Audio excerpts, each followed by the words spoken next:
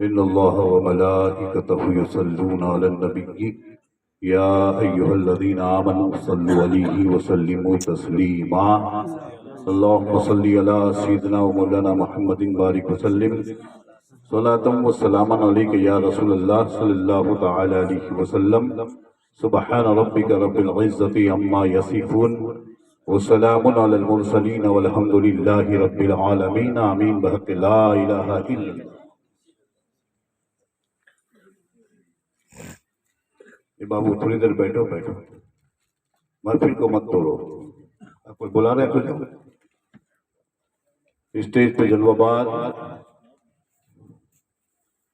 ہماری جماعت کے مائناز شخصیت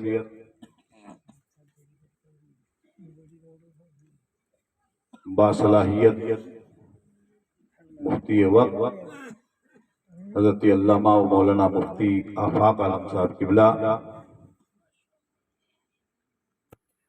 دامت برکاتہم العالیہ والقدسیہ، نقیب اجلاس حضرت علامہ مولانا مزمل حسین صاحب ہمدم، بانی جلسہ حضرت علامہ مولانا عبدالکریم صاحب ابن منشی ادریس صاحب قبلہ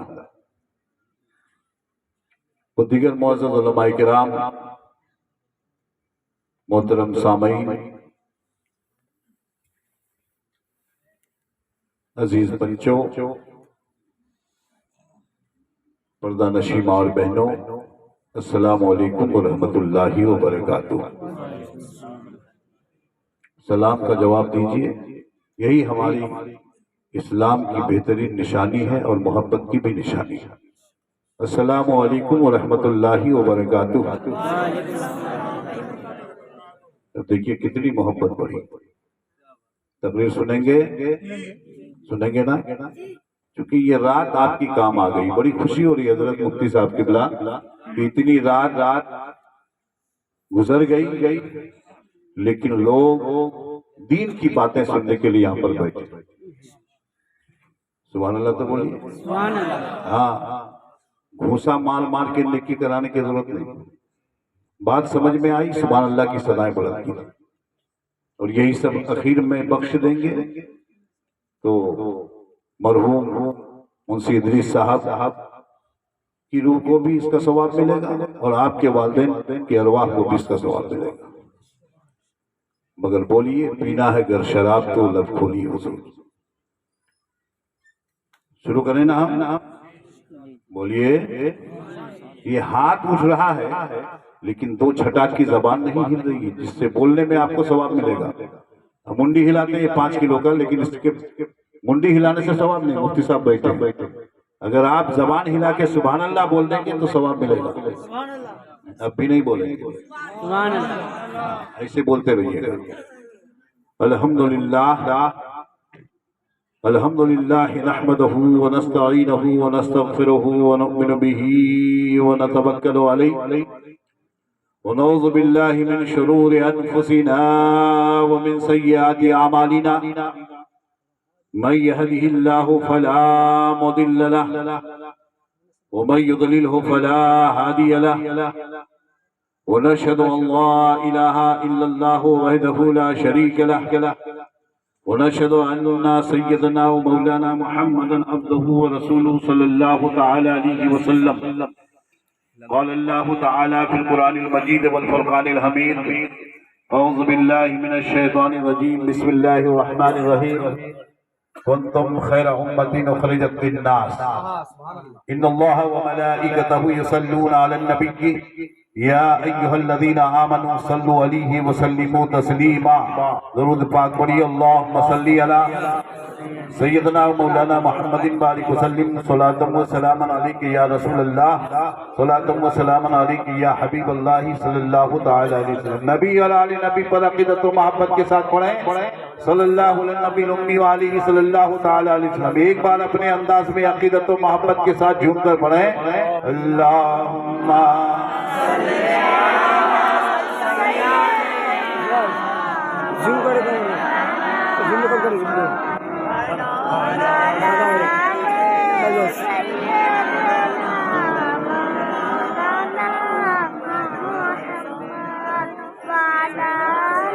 شفیعنا سیدنا مولانا محمد وعلى آل سیدنا مولانا محمد. حضرات گرامی، خطبہ مسنونہ کے بعد قرآن عظیم کی مقدس آیت کریمہ کی تلاوت کا شرف حاصل کیا کہ کنتم خیر امت اخرجت للناس، تم بہتر ہو ان تمام امتوں میں جو لوگوں میں ظاہر ہوئی.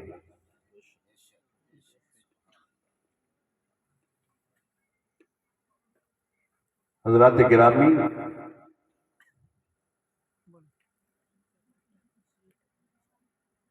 اس امت کی تعریف اس آیت کریمہ میں کی گئی. انسان اپنی تخلیق کے اعتبار سے کتنا اونچا مقام رکھتا ہے کہ شاعر کہتا ہے کہ اگر سمٹے تو مشتے خاک ہے انسان، اگر سمٹے تو مشتے خاک ہے انسان، اور پھیلے تو زمان و مقام سمان، اور پھیلے تو زمان و مقام سمان. اور ہزاروں سال نرگس اپنی بے نوری پہ روتی ہے، ہزاروں سال نرگس اپنی بے نوری پہ روتی ہے، بڑی مشکل سے ہوتا ہے چمن میں دیداور پیدا، بڑی مشکل سے ہوتا ہے چمن میں دیداور پیدا. اور آج کے انسان کی بات یہ ہے، توجہ نقیب اجلاس صاحب، آج کے انسان کی بات یہ ہے کہ حضرت دیا جلانے کی رسمیں تو پرانی ہوئی، دیا جلانے کی رسمیں تو پرانی ہوئی، ہمارے شہر میں انسان جلائے جاتے ہیں، ہمارے شہر میں انسان جلائے جاتے ہیں. حضرات گرامی، تھوڑی دیر توجہ کے ساتھ بیٹھیے، میری تقریر ہوگی، پھر میرے بعد صدر باوقار صدر جلسہ حضرت علامہ مولانا مفتی آفاق عالم صاحب قبلہ، یہ ہمارے بہت پرانے دوست ہیں، آپ لوگ آج پہچانتے ہوں گے، لیکن ہم بہت دنوں سے ہم لوگ آپس میں جان پہچان رکھتے ہیں.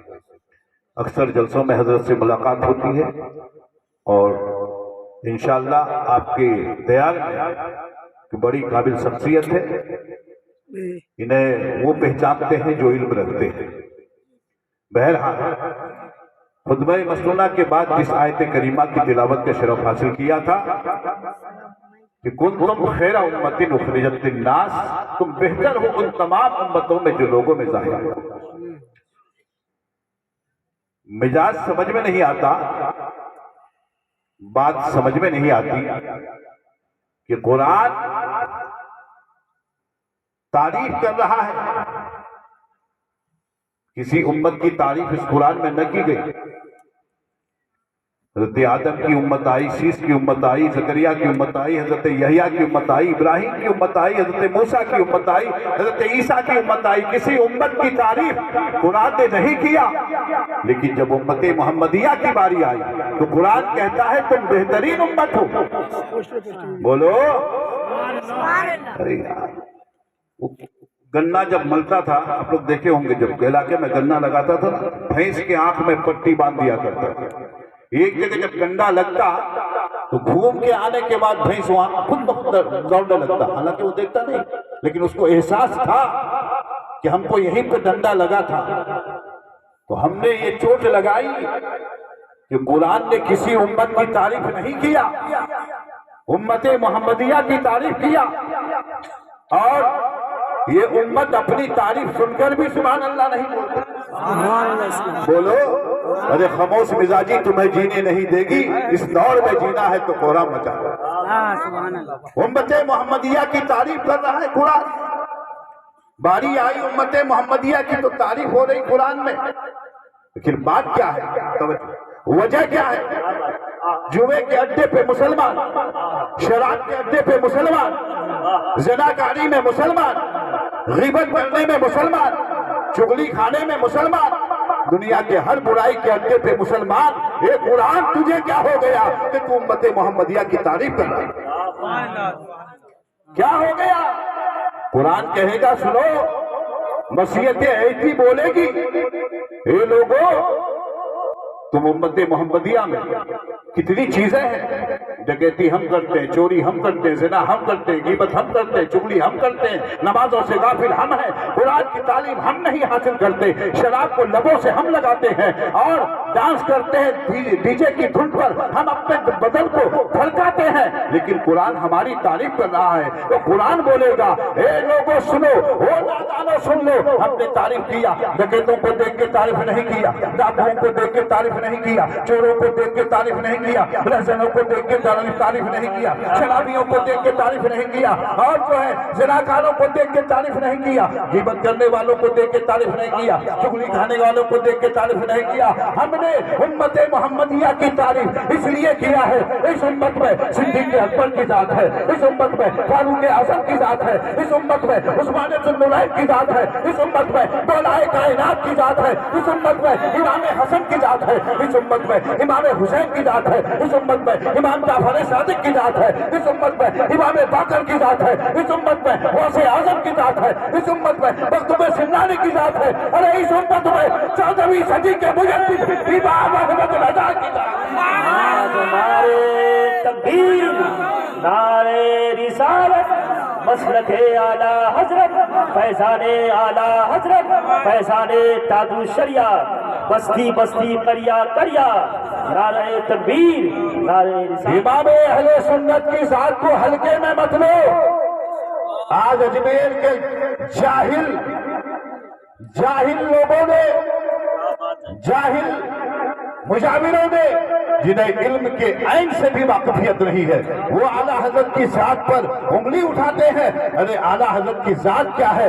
غریب نواز سے پوچھو، خواجہ پاک سے پوچھو کہ ان کے دربار میں، خواجہ پاک کے دربار میں اور امام احمد رضا کی کتنی مقبولیت ہے۔ یہ جاہل کیا جاتا ہے؟ اس لیے اس کو ہلکے میں مت لینا۔ اعلیٰ حضرت کی ذات نے ہم سب کی ناموس کو بچایا ہے، رسول پاک کی ناموس، خواجہ پاک کی ناموس، غوث پاک کی ناموس کی ضمانت امام احمد رضا کے قلم پر ہے۔ انہوں نے قلم سے ہر ایک کی عظمت کو لکھا ہے اور ہر ایک کی عظمت کو سمجھایا۔ حضرات گرامی، علماء جا رہے ہیں، جن کا وقت پورا ہو چکا وہ جا رہے ہیں۔ آپ لوگ بیٹھیے، آپ لوگوں کو ابھی اور سننا ہے، سمجھے کہ نہیں؟ توجہ کے ساتھ سنیے گا، جو جا رہے ہیں ضرورت ہے جانے دیجیے، آپ ادھر توجہ مبذول رکھیے۔ تو یہ امت قابل تعریف ہے، یہ امت قابل تعریف ہے، پھر اس امت میں اتنی برائی کیوں؟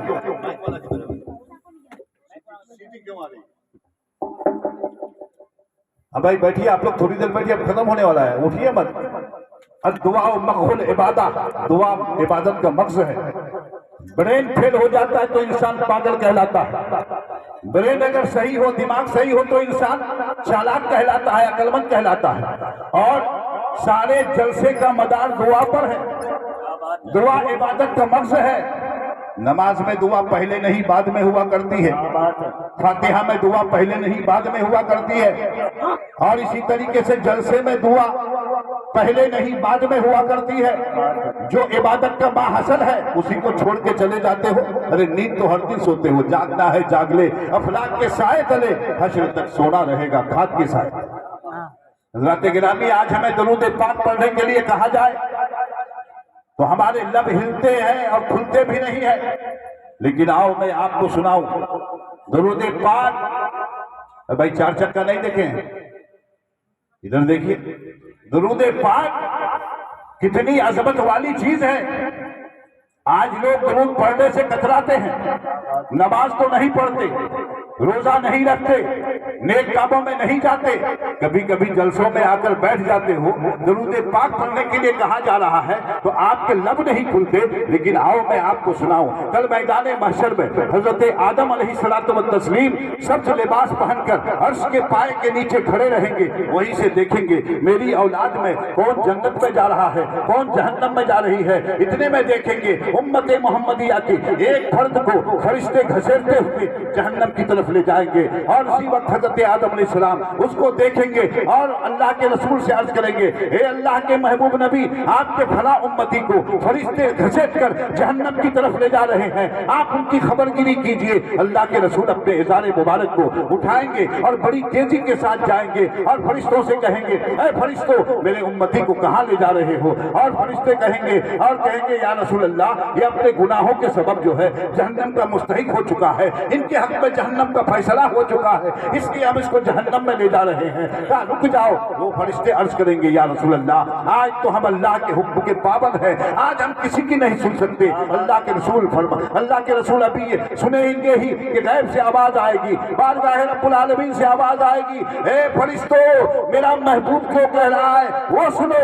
اللہ کے رسول فرمان سے فرشتے عرض کریں گے، یا رسول اللہ، آپ کیا کہنا چاہتے ہیں؟ اللہ کے رسول فرمائیں گے، میں یہ چاہتا ہوں کہ میرے اس امتی کے نامہ اعمال کو پھر سے تولا جائے، پھر سے وزن کیا جائے، اس کو میزان عمل کے پاس لے جاؤ۔ وہ فرشتے پھر اس شخص کو میزان عمل کے پاس لائیں گے، نیکیوں کو نیکی کے پلے میں، برائیوں کو برائی کے پلے میں، اور اس کے بعد جو ہے اور تھوڑی دیر پہلے وزن کیا گیا تھا، نیکیوں کا پلہ بھاری ہلکا ہو گیا تھا، گناہوں کا پلہ بھاری ہو گیا تھا، لیکن جب ابھی تولا جائے گا، رسول پاک اپنے جبہ مبارک کے جیب میں اپنا دستے مبارک ڈالیں گے، چھوٹی سی پرچی نکالیں گے، نکال کر نیکیوں کے پلے میں رکھ دیں گے اور فرشتوں سے کہیں گے اب وزن کرو۔ جب دوبارہ وزن کیا جائے گا، تھوڑی دیر پہلے تو نیکیوں کا پلہ ہلکا ہو گیا تھا، لیکن اب جب دوسری بار تولا جائے گا، دوسری بار وزن کیا جائے گا، نیکیوں کا پلہ بھاری ہو جائے گا، گناہوں کا پلہ ہلکا ہو جائے گا، پورے محشر میں شور برپا ہو گیا ہوگا، کامیاب ہو گیا، کامیاب ہو گیا،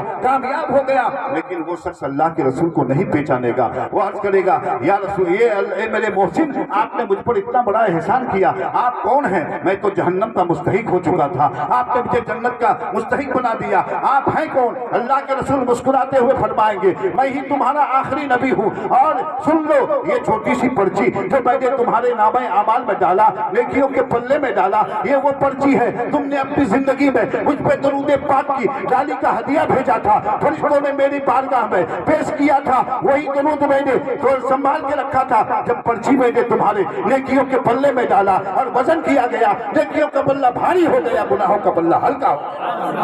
نعرہ تکبیر، نعرہ رسالت، مسلک اعلیٰ۔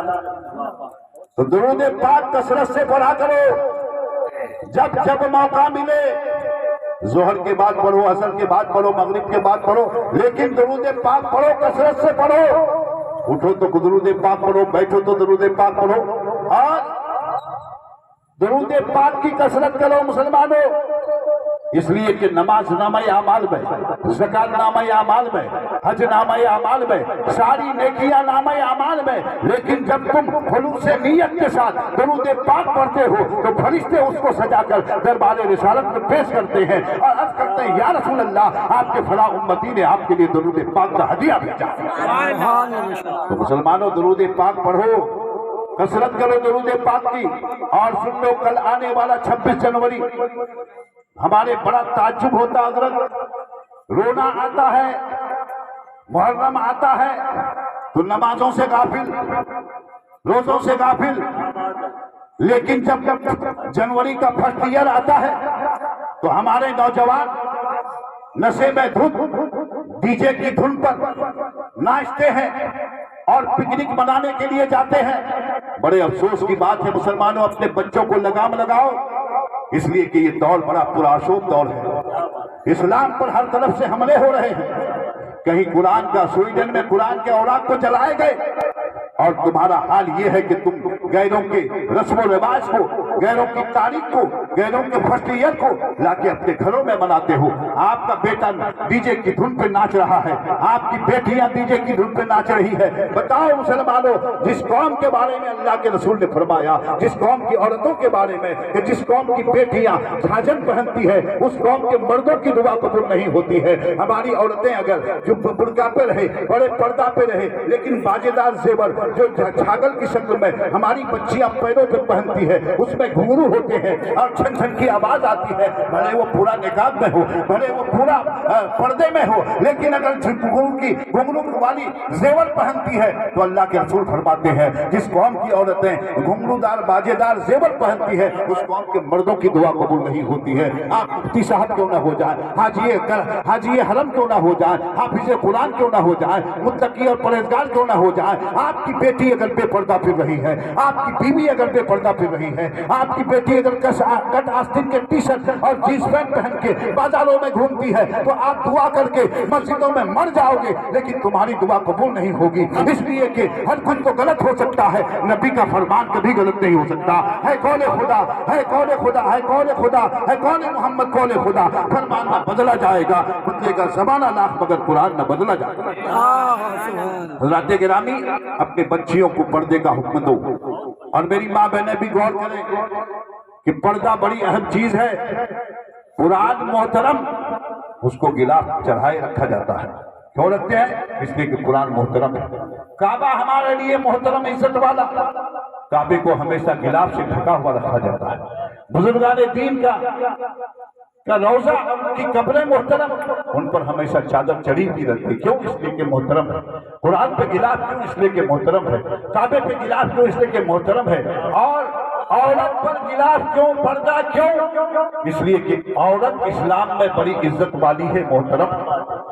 عورتیں اگر اتنا سوچ لے کہ اسلام نے ہمیں کتنا مرتبہ دیا، ارے جینس پینٹ پہن کر اپنی فحاشی اور بے حیائی کو لوگوں کو دکھا دینا، یہ فیشنیبل، یہ ترقی نہیں ہے۔ اور بے پردہ غیر مردوں سے ہنس ہنس کر باتیں کرنا، یہ فیشن نہیں ہے، یہ کامیابی نہیں ہے۔ ارے کامیابی وہ ہے کہ خاتون جنت نے کامیابی حاصل کی۔ سردیوں کی لمبی راتیں ہیں، حسن و حسین کو سلا کر حضرت فاطمہ عبادت میں مشغول ہو جاتی ہے، اور رات ختم ہو جاتی ہے، فاطمہ کا سجدہ ختم نہیں ہوتا۔ فاطمہ کہتے مولا ایسی لمبی رات بنا دے کہ تیری بندی فاطمہ جی بھر کر عبادت کر لے، سجدہ کر لے۔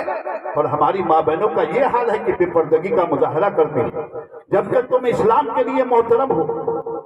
اس لیے کہ تمہارے پیٹ میں جو بچہ جنم لیتا ہے وہ فرما بردار اسی وقت ہو سکتا ہے جب تم باپردار ہو، جب تم نیک بنو گی۔ آج ابھی بول رہے تھے کہ بچہ نافرمان ہے، تعویذ دیجئے۔ تعویذ سے کیا ہوتا؟ تم نے اپنی فطرت کو بگاڑا، بے حیائی کا مظاہرہ کیا۔ ارے عورتیں تو وہ بھی تھی کہ غوث پاک